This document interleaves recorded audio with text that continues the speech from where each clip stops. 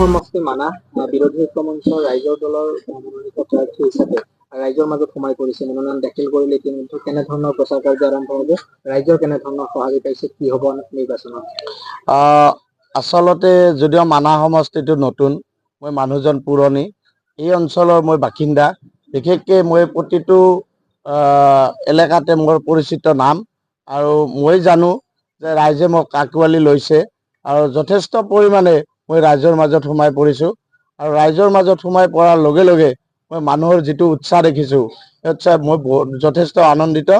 এটা কথা সত্য, এই যুঁজখন আমাৰ ৰাজনৈতিক ক্ষেত্ৰৰ যুঁজ নহয়, এই যুঁজখন জাতি বচাও যুঁজ।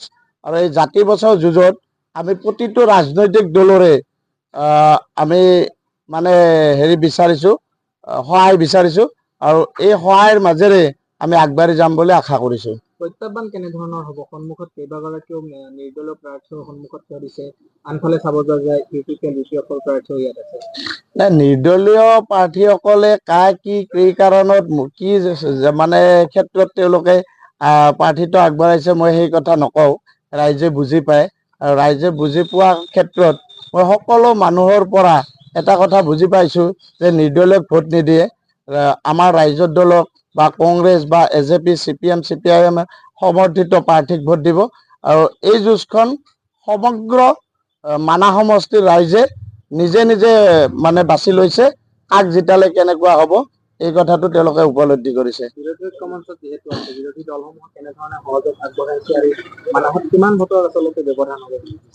বিৰোধী ঐক্যত আমি যেতিয়া সোমালোঁ, তেতিয়া প্ৰতিটো ৰাজনৈতিক দলে, আমাৰ লগত থকা ৰাজনৈতিক দলে আমাক যথেষ্ট পৰিমাণে সঁহাৰি জনাইছে। আৰু এই ক্ষেত্ৰত আমি এটা কথা কওঁ, ভোটৰ সংখ্যা যদি আজি মই ক'ব যাওঁ তেতিয়াহ'লে মোৰ গৌৰৱ কৰা হ'ব। মই যেতিয়া ৰিজাল্ট দিব তেতিয়া ৰাইজে গম পাব, নিশ্চয় তেওঁলোকে সেইখিনি মোক ভোটদান কৰিব বুলি আশা কৰিছোঁ।